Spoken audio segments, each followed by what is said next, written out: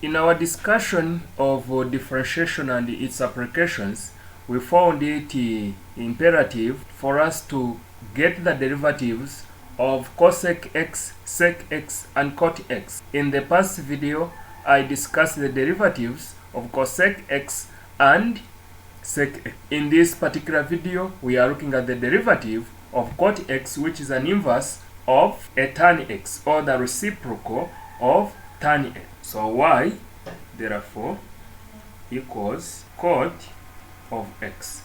And this is the same as cos x divided by sin x. Now what do we do if we want the y, the x?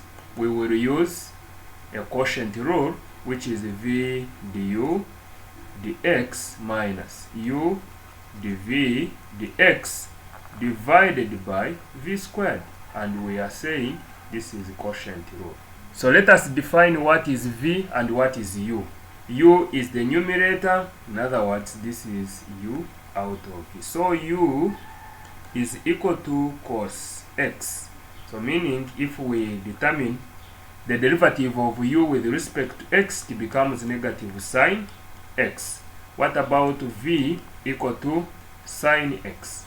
dv dx is equal to cos x. We move. Now we need to determine the y dx.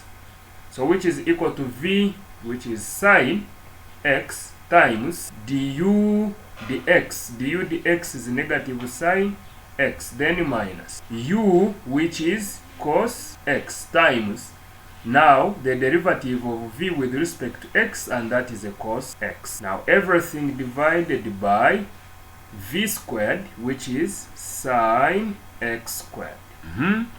We proceed. This is a negative sine squared minus cos squared x, so this will be 1 or negative 1 into sine squared x plus cos squared x. Everything divided by sine x times sine x.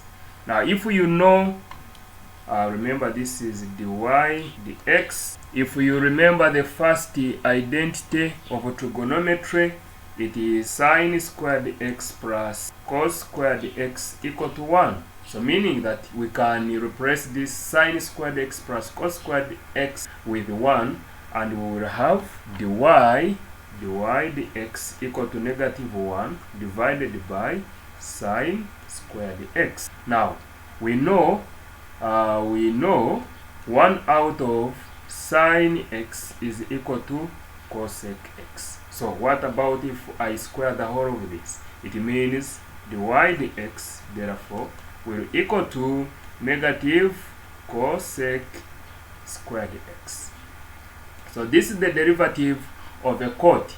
In other words, if I differentiate a cot x with respect to x, I get negative cosec squared x. Thank you. See you in the next lecture.